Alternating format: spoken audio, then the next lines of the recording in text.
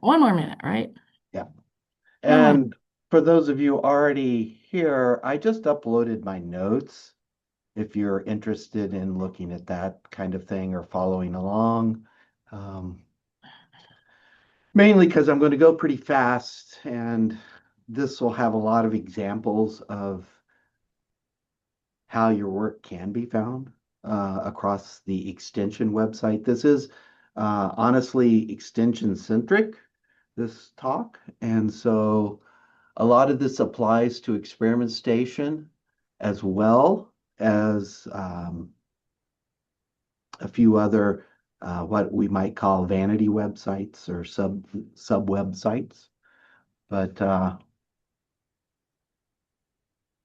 But SEO is kind of a general, I mean, that kind of applies to everything. That's search engine optimization, which just yes, means, using the right words kind of towards the beginning of whatever you're putting up on the web so that people, when they Google the topic, yours pops up. So that can really apply to everything we do, right? Your research that you folks in the academic departments do, either as part of the experiment station or not. So it should be applicable. Maybe not every single part of this, but the topic is generally applicable. all right. With that said, I'm going to get rolling. Welcome, everybody. I really have come to discover a lot of folks don't realize the traffic they're missing when they post a publication, and that might be, I should start using the word scholastic works. I'm going to stick with that because publication kind of refers to the print media, where I want to talk about scholastic works in general, which would include blog posts and podcast videos. All that stuff is I'm going to refer to as social or scholastic works. Anyways, with that said, I'm going to um, basically everybody knows if you're familiar with the database in which we collect the scholastic works, we refer to it as WHAM, which is the acronym for Web Asset Management. But anyways, most of you know Scholastic Works as like fact sheets or special reports, journal articles, curriculum, county reports. A lot of you use those, and that's great. That's kind of the main avenue for most of this information. But what I really want to show you is that there's a whole category of stuff where people are basically, I'm going to stop sharing this screen and jump to another screen real quick and share a different screen. Let's see here. Where did we go? And one of the best ways out there is blog posting. I'm on the Desert Farming Desert Farming Initiative page. And if you notice down here, they have an entire section for blog post. So we can customize, make things look really good. We've got a section for like how to make FAQs look really good. So here's an example of Andre Wazwa's website where he's got a whole section on his page showing frequently asked questions. Now, we also have things like, excuse me, field guides. This is a perfect example coming out of the horticulture team where they've put together a whole group of insect pests. And this is just an example of how you can actually get that into the system. Radon has maps, Healthy Kids Resource Center coming out of Annie Lindsay's puts up lots of music videos. Of course, Annie is a musician, so she's got a slight angle edge on most of us here. But once again, she's got videos up. We've certainly, one of the common things we're seeing now are newsletters. So, like coming out of the healthy aging team, they've got newsletters posted. And as you can see, we've created a whole library on the healthy aging website just for newsletters. There's podcasts. which are coming out of like this would be the small business group. So Mike Bentrup and what used to be Buddy as well, but Mike and Shiva are certainly big components of adding podcasts to our database. We've got, folks making complete catalogs of recipes. So this is once again healthy. Kudos to Natalie out there because she's crushing it when getting stuff into the database and visible to everyone. But as you can see, an entire recipe catalog where, if I want salads, now I've got everything for salads. So we do a little fancy work on the backside to make her site look better. But as you can see, these are kind of what you wouldn't normally think of as traditional, publications, so to speak. But as a scholastic work going into the database, we can definitely get you more traffic.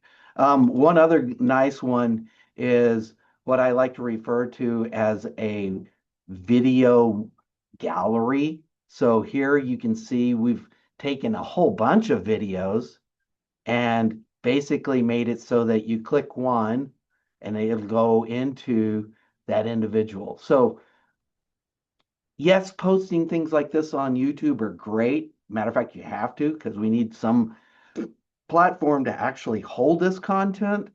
But now what's happening is from an analytical standpoint and a user experience standpoint, we are capturing this data inside of our own environment, which is kind of important if you've got to report metrics, get your papers out there more often, that kind of thing. I'm going to close a few of these screens real quick just so that I can move on.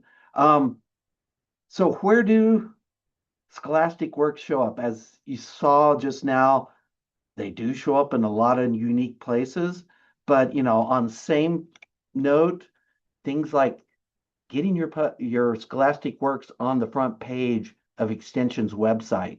So here you see all kinds of most recent articles.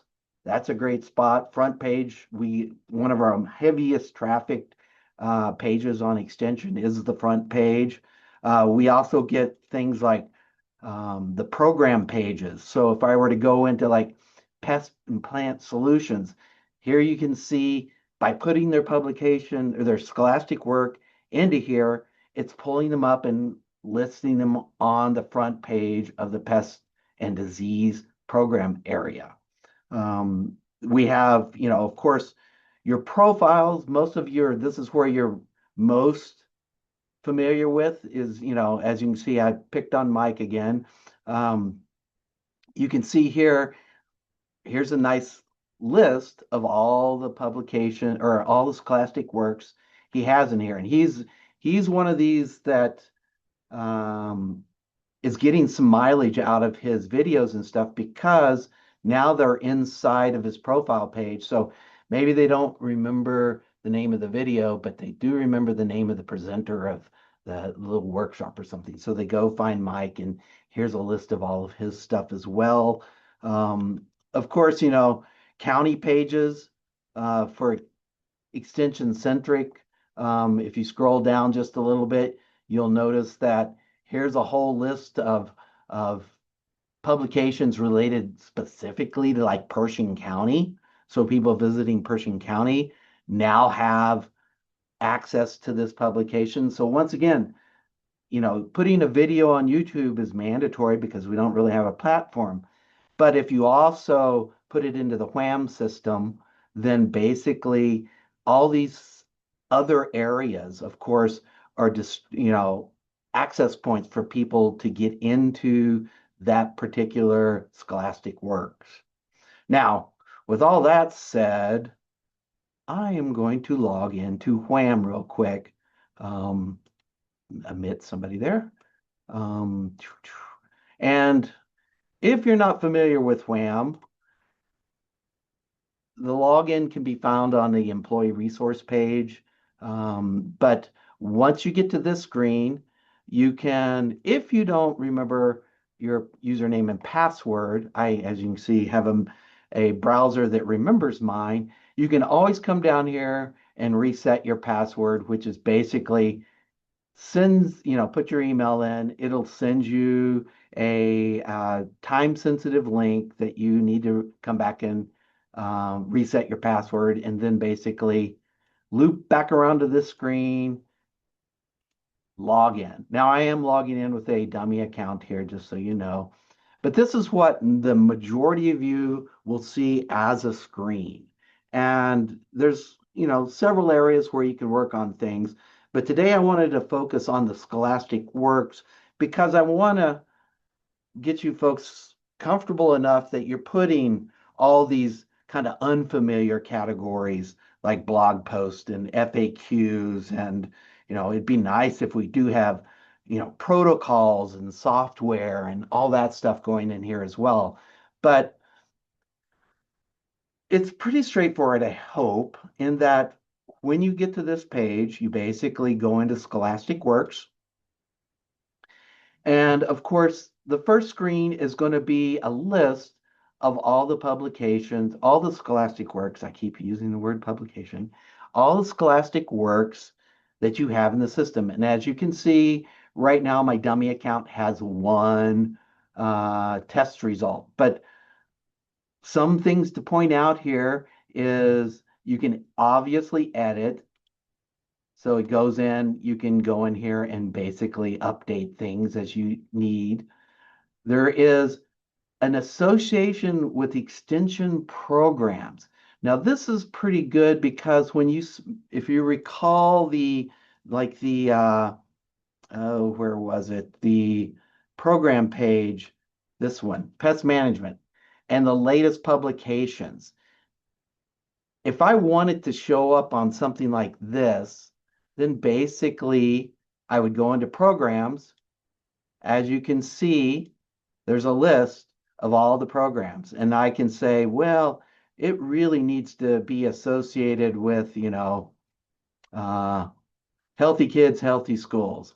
I add the program. Now it's basically going to show up associated with that library as well. So once again, this is how to get that Scholastic Works spread across the entire extension universe, and for that matter, extension or experiment station universe.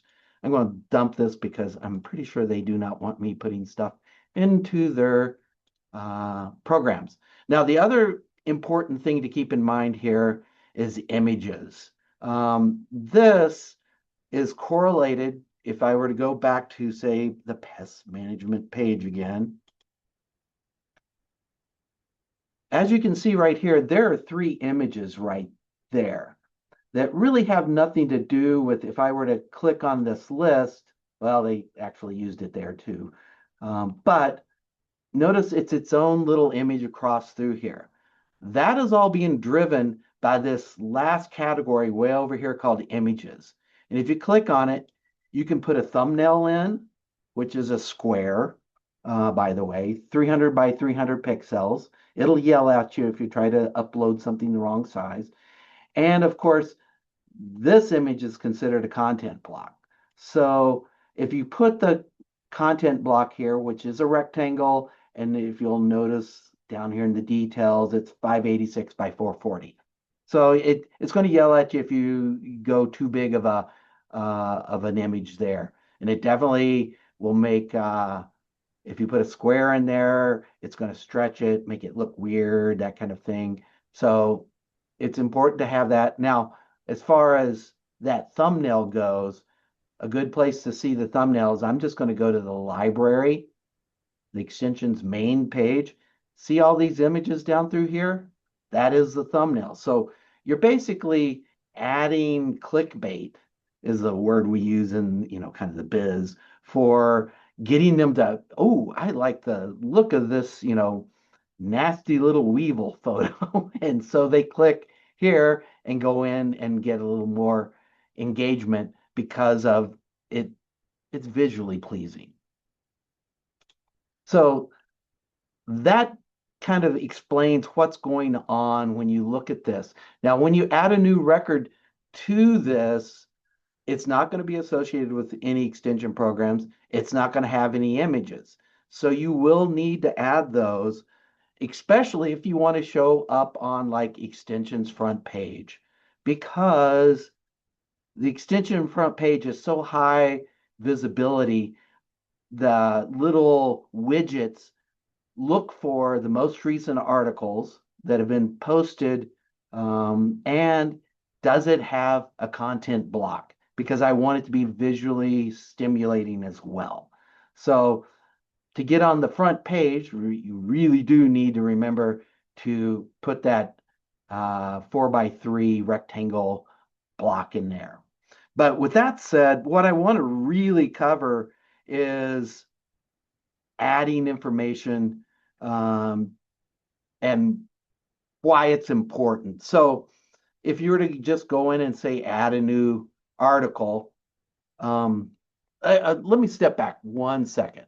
I want to talk about when you look at these things, there's something you should understand about search engine optimization. One of them is just how enticing is it to be clicked on as far as a user visiting our site? And, I'm just going to throw out kind of titles here that I do see a lot, which in our inner universe, that, inside the silo of extension and experiment station, something like pest management strategies makes a lot of sense. But for an outsider looking in, they're more than likely going to be searching for something like, how do I get rid of my aphids on rose bushes? So having a title that's going to entice people to click a little deeper is pretty important, especially on that search engine sort of page, because they're going to get hundreds and hundreds of results from Google or Bing. It's just how do you get them to move forward? So think about how people might find your thing. The other thing to really think about is targeting primary keywords early in your article, your frequently asked question, your blog post up front. So there's headers. In that first header, you want to use keywords like, get rid of aphids, or you want to have in your first paragraph all kinds of keywords that you would find folks searching for to get rid of aphids in that first paragraph. So it's very enticing from a search engine if when somebody puts in, how do I get rid of aphids on my rose bushes, in that first header and that first paragraph, it talks about that. That's how you're going to move your rankings in a search engine. Now, there are technical things that Google uses to prioritize them in its algorithm. One of it's the use of multi-headers. Now, you might have like a H2 header at the top of your page, which is like your title, but then maybe down a little bit, paragraph 3 or somewhere like that, you might have a second header. Now, you can make that an H3 because keeping them in structural order, so you can't use a 3 before 2.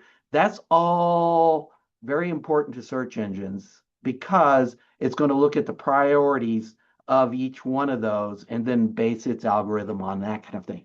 And on top of it, it's an ADA accessibility compliant issue for screen readers. So we should be in practice doing all that as well. Now, keep in mind, how do you get this person to read your scholastic work? Well, think of it as an inverted pyramid.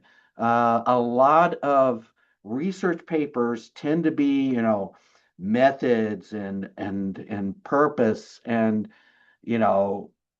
all this technical stuff at the very start of the paper, but then you have to go all the way down to the bottom to get the conclusion. Well, think of inverting that process where the basically, it's what's important, what's actionable information right at the top. That way people immediately get drawn in, and if they need more information, they'll go deeper. But once again, this is getting people to look at your scholastic work from a search engine standpoint. Now, that title tag, in order to really do well, you need to keep it under like 60 characters, because what will happen is if you use a really long title like this one right here, using mercury in mining 126 years ago, after 60 characters, you get dot, dot, dot. So all the part about waterfowl populations, implications of gold mining, all that's lost. So this is a perfect example of needing a more succinct title in order to get people to understand a whole lot more about waterfowl, mining, and mercury. So keep that in mind, 60 characters each. Now, the description is a meta tag that we put in, and it's basically what you're seeing right here on this particular page, and same with this, and so on and so forth. Now, when you look at say, a search engine, notice here I have winter birds friendly, some tips for habitat birds during the winter months. I will show you something real quick. I'm going to drop out of this share and add a different share, just so you can see a different screen. This is Carrie's entry into the WHAM system, but notice right here in the description section, it's picking up that paragraph and using it basically as the explanation for the search engine results right here. So having that is really important. Now keep in mind, this description should be under like 150 characters, because here's a perfect example. Plus birds help keep lots, dot, dot, dot. So not being succinct enough, there's more information out there than the reader on a search engine can see. So if you keep it under 150 characters, it all fits on that one little section of a search engine. So good to, kind of know, but let me preface this by saying AI and Google are now starting to interpret that description. So Google is changing the game, and I can't do much about that. But the description does show up. Keep in mind, it is important on our website internally, because it does show up here. The Healthy Living While Aging newsletter gives you, something that's going to be about holiday tips, the legacy of mercury in historic mines. You can see the description still plays an important role here. Now, the other thing that's going to do really well in getting people to look at your page is basically high quality multimedia. So if your page has pretty visuals, there you go. They use the same duck image, but as you can see, that's enticing. That also improves user engagement and decreases what is referred to in the business as bounce rate, meaning that they click on the page and they don't see anything they like and they click right back off. So usually that's under 7 seconds is how my Google Analytics interprets that. But we have a lot of pages that have just absolutely horrendous bounce rates, 80, 90%, meaning they don't see what they need in the immediate. But having this high impact image will get them to look around a little longer, believe it or not. And so, it's just one of those things to have to improve your rankings. And by the way, all the time, the more people that look at your page, the higher it goes in like Google and Bing as far as ranking goes. So I might refer to this as like a backlink, not necessarily a backlink, but backlinks in general are people pointing at you. They think your information is important. But Google pointing at you is a backlink to our website. So it's kind of important to, improve, credibility as far as like federal agencies or local news channels and stuff like that. All of that improves our ranking on the search engine side. So, you know, just food for thought on how to see the world as far as adding Scholastic Works to the database itself.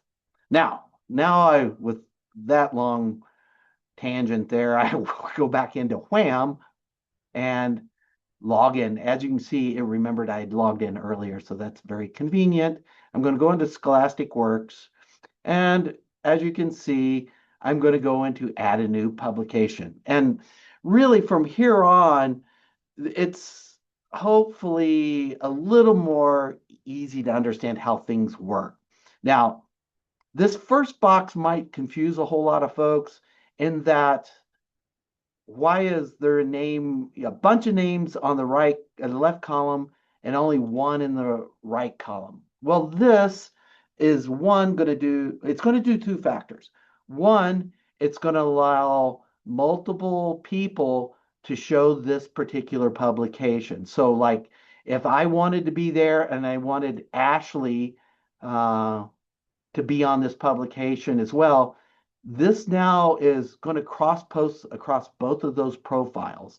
So very convenient. And one little trick a lot of people miss is, well, I don't see, like Annie Lindsay from Extension on here. Well, it's because right now it's looking at the academic page, but if I hit the drop down, hit Extension, hit filter, now I've got all the Extension folks. And if I wanted, Annie Lindsay on this publication, I just got to scroll down, add her to the publication. And now all of us are going to have it in their profiles as well. Pretty straightforward, I hope. Now, with that said, there's also authors. Now, this is where you are going to, in a citation of a publication, this is where that's going to show up. And it shows up at the bottom. If I were to go into Extension's website, go into the publication library, and I'm just going to pick a blog here.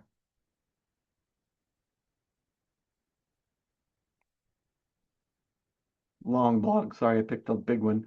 What you're going to notice here is here's the citation right here. And that's all being driven by this first set of fields, the author, the year, the title, published in.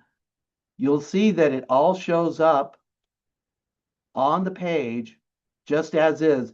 And what's more important here is if I were to go to, where is print? Uh-oh. Oh, it's not. Oh, okay. Bad example. I won't say it. But in print, it will show this, but it won't show this down here. So Tracy and Andrew were involved with this publication. Remember when I was talking about adding these folks, Ashley and Annie and myself in there? This is the result on that publication. You'll see them down there. And if you were to click on one of these, then it actually takes them over to like contact information and why this particular person's important and so on and so forth.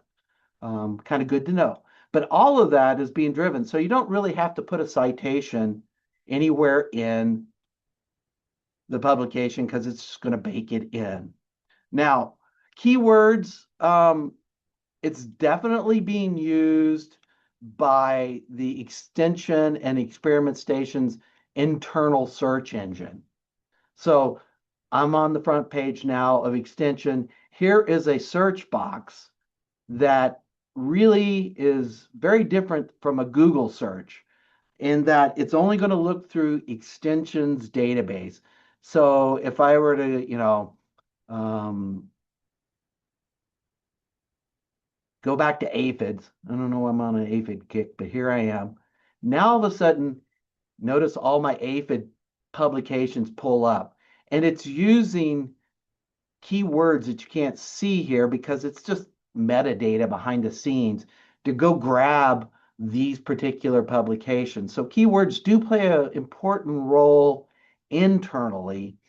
And I hate to say it, but once again, Google has moved away from using keywords altogether.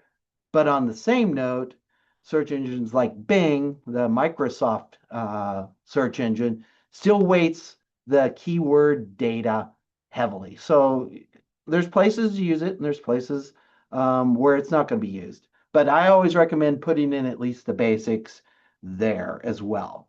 And you don't need to put in plurals, even though I know it says there. We've upgraded our SQL Server. Now, if you were put in a singular, it knows how to pluralize the noun as well. So need to update my pages, I guess. Anyways, with that said, I'm keeping on moving. So next thing is categories. Now, this is going to be another way to segregate all those little informations that we were talking about. Now, if we were going to do like a frequently asked question, then I just choose frequently asked question, and it would show up in places like the Andrew Waswa page that we looked at earlier, where it had a whole section of FAQs. It just knows that that particular type of category belongs in this widget that honestly we did make special for Andrew, but we can do this for anybody, any page. And it's truly scattered all over the extension main site. One other thing I want to point out is like if you're going to do, say, newsletters, oops, not musical, but newsletters, let me try here. What's cool is we've created templates. So I've scrolled down just a little bit here, you'll see, and here all of a sudden is the template for a very slick looking newsletter. And, it's got basically at the top, it's got links down to story 3. You just need to go in and change the title from story 1 to say like, aphids or, songbirds, whatever the story title is. You come in here basically, and just modify everything as needed to basically um, make a quick newsletter. Now, it will also do this as well for recipes, believe it or not. It has a format for recipes. It has a format for embedding maps. Radon is a big user of the map template. So that way it maximizes space on the page. And it also, by being a map template, you can put in a very large image there, which is 19, I mean, this is technical, but 1920 by 1080. So that's a really big, it basically fills the walls. If we were to look at a publication or just, yeah, going to the top, going to the top. As you can see, from right here all the way over to the edge of this image right there on the right-hand side, those are the walls. So your map would fill from wall to wall. That's 1920 in pixel count. So the templates are kind of nice to have, but once again, you're going to be required to pick a category here, regardless of how you're moving along, blog post or whatever. There are buttons here that are sort of self-explanatory. Is it English and Spanish or Chinese or whatever? Peer reviewed, unpeer reviewed. The review cycle, once again, doesn't have a whole lot to do with improving your scholastic work in search engine results. But this is kind of a internal mechanism on setting up a review process for the information put in the pub, because like if you were in pest management and you use DDT in your publication, well, as you know, it's been banned and they would need to update that publication at some point in time. And this is just nice little flags for when to come back around and do that. Now, with that said, there's also web areas. And this gets into, once again, is it, does it need to be in the forage and food crop section? And if it is in the forage and food crop, do I want it to pertain to everything? You just leave it blank essentially. Or do I want it just to be for forage? So maybe it's an alfalfa paper or an alfalfa blog. You would just basically categorize it for there. It might be a like triticale, so it's forage and cover crop. I know I'm getting in the weeds about talking about this, but as you can see, a lot of these, if I uncheck that and open up gardens, you can see you can do the same with gardens. Now, once again, this is placing it throughout the extension universe on all these pages that are specific to gardening fruits or gardening vegetables. This is getting exposure. Once again, not just your profile page or not just that enormous library of the extensions publication or Scholastic Works, but now the program pages that deal with, fruits and vegetables or so on and so forth. And there's numerous of these that have breakouts. You can go over to business operations and say, okay, I'm looking at operations in agriculture. So now there's a whole section that in the universe, when they visit that web page, it's going to show the operational agricultural information. So nice to be able to target all of that stuff.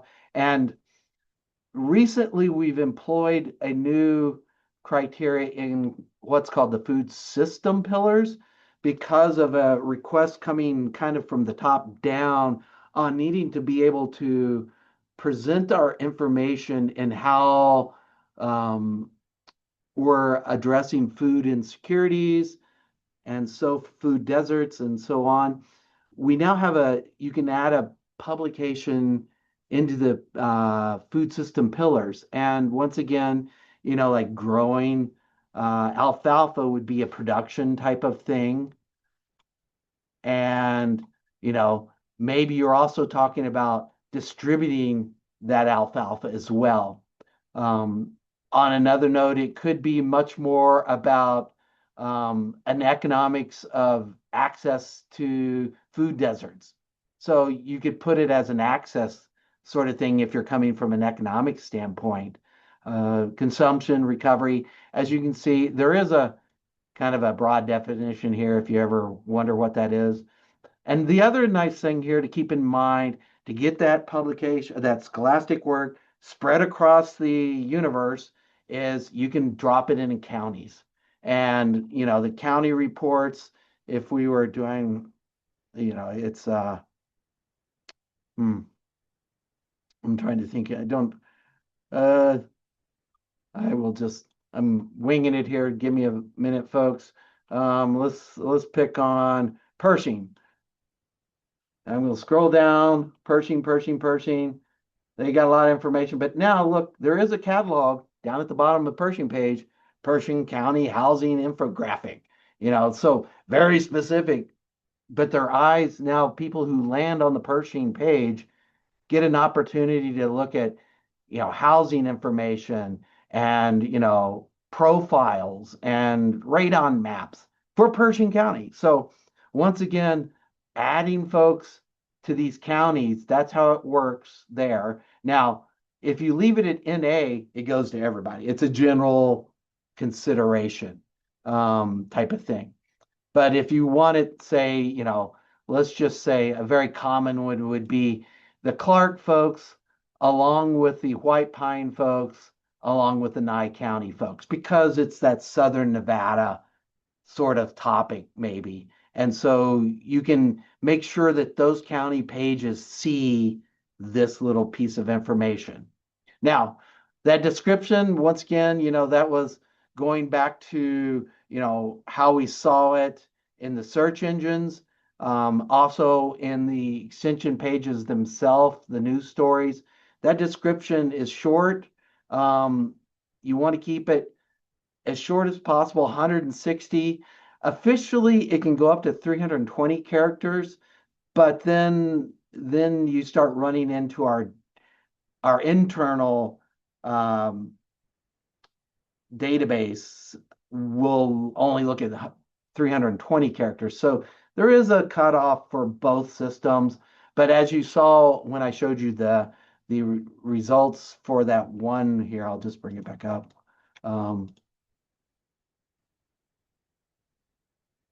Oops, that's not the, where is it? Here it is. This winter bird friendly gardening. Once again, you can see there's that description being employed there as well. So having a good description is super important. Now, this next section is pretty much where you're going to put all your ta-da stuff. When we looked at the bird friendly page, as you can see, they've got all this information, pretty high impact images, lots of headers so that you can see search engines are ranking all that good stuff. That all was put into here. And keep in mind, I showed you newsletter templates, and this is just by the default template. But if I were to delete this out, and on this second row of all these buttons, which hopefully this is familiar to all you word processing folks, way down here at the end is a place for templates. And these templates have all kinds of nice things that you can do. So I'm going to say maybe I want to embed a video with no, or let's go blue. I want to embed a video that's blue. Now you can see, here it is. It's got instructions on what you need to do to make this video not a generic video, but your video. But you can add as many templates as you want to a page. So, I've embedded a video, and then maybe I want a content block that's white next. So now you can see video, content block. This is all stuff you just go in, edit as need. You can delete as need as well if you don't need that. The other thing to keep in mind here, to get those high impact images in, since this template already has an image, you can just click on it. Notice the blue up here highlighted. It's, insert edit image. And basically what I can do is go upload, browse my computer, and pick a rectangle, save it, and now I've swapped my image out. And so you can build pages pretty quick with not having to know a whole lot about web coding. I have to admit, embedding video, there is a small, because you have to change this address a little bit to make it work. But that's not terribly difficult either. So it's getting all that web componentry in there so that it's an impactful page. And uploading images should be pretty easy. Now, one other thing that I do want to point out is you do have the ability to upload documents. And a lot of this is being used for, there's a print version that somebody's come up with or something like that, that you want. It's very common for like infographics to have the print version as well, because people want to print the infographic and put it on the walls, that kind of thing. So there's a good need for uploading images or uploading documents, but keep in mind, Google is not looking at that. They are looking at what you put in these boxes here, the short description. So you need to put at least, if you're putting an infographic in there, at least, I'm going to just go back to the basic component here, at least fill out this so that the infographic has some weight. There's a meaning to it. Because remember, if you go back to my very first kind of comments. The title, notice it's an H2 title. Well, it was.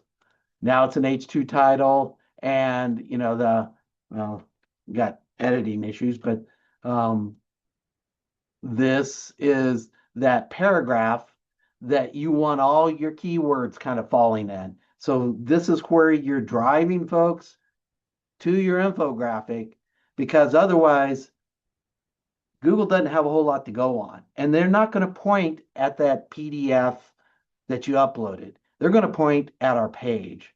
Just so you know, the PDFs are pretty much very hard to come by. So you put them in if they're necessary. It's not like we don't stop you from doing that. And what's nice is you can also put outside links. So if for some reason, like on that wild bird, they're referencing an Audubon paper, well, I could put the Audubon address in here as well. So that way, when you're on, do I have that page open? When you're on it, way down here at the bottom, it automatically links to the Audubon Society. So it just builds a link in for you. So that's kind of nice as far as that goes. Now, I know I went through all this really quick, and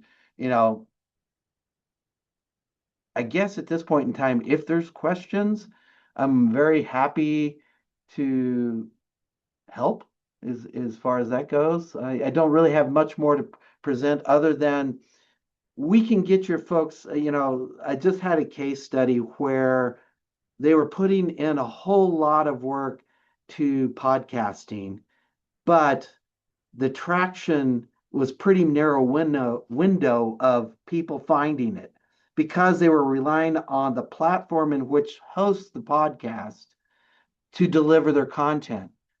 And then I showed them that by putting it into Wham, now you've got it showing up on 8, 10 pages across extension site, which once again are just driving traffic to their podcast, which, if you're wanting analytics and that kind of thing, that helps there as far as, justifying your programs, justifying your tenure, justifying a whole host of things.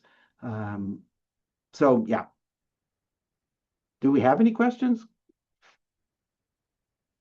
I wasn't paying attention. I was deep in thought here. We had some, and I think that Ashley answered some. Thank you, Ashley. I think there was one about sizing photos though, Robert. Now, there's certainly several ways to go about that, and those of us who have Adobe Photoshop, that is the bazooka of tools to use, and it's a bit cumbersome in that it is a bazooka to use. There is if for some reason you can't get, most of us should be eligible for the site license for Adobe Cloud Suite, which includes Photoshop. But if you're not included in that, then you can also, I'm making sure, yeah. Nora had asked it. She said, Robert, it takes many steps for me to get the picture the right size. Do you think this will ever be so that you can crop the picture in the same field? Don't have it right now, that's for sure. Certainly something that could be built in. Yes, I agree. I don't have that function in there at the moment, believe it or not. It should be. But the other problem is if you kind of rely on that, it may crop it where you don't want cropped. It's like if your subject matters on, if you're following like good artistic photo methods and that kind of thing, then you may you may want that person in the center of your square, but an auto cropper is going to cut that third right off. So having somebody, Windows Photo has cropping in it. So all of us on a Windows machine, there is capability there to crop your image. And there's also, if you're looking more for open source shareware, a program called GIMP. It's an acronym, but it is very similar to the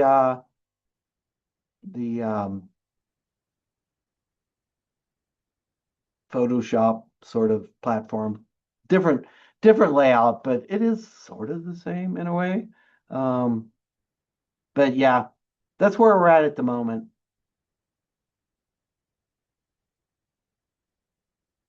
By the way, did I share my notes with everybody? I forgot.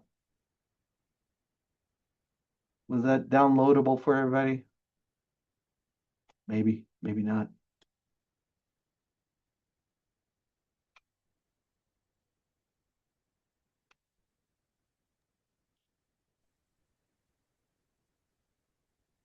I just threw them in again just in case. There they are. Okay. I apologize. Does anybody else have any questions? I know it's a lot to take in. Yes, But and at least it, it gives you an overview of what it can do. And I mean, if you're like me, this isn't gonna necessarily teach you how to do it. Like, okay, I can do it now. But yes, it hopefully gets you curious enough to get on there and you know, and give it a try in some ways, right? absolutely, absolutely. Yeah, I did kind of come into this assuming you sort of are familiar with WHAM, as far as entering information into it. I just wanted to point out that why this particular block of information is important and where it might um, manifest itself throughout the website itself.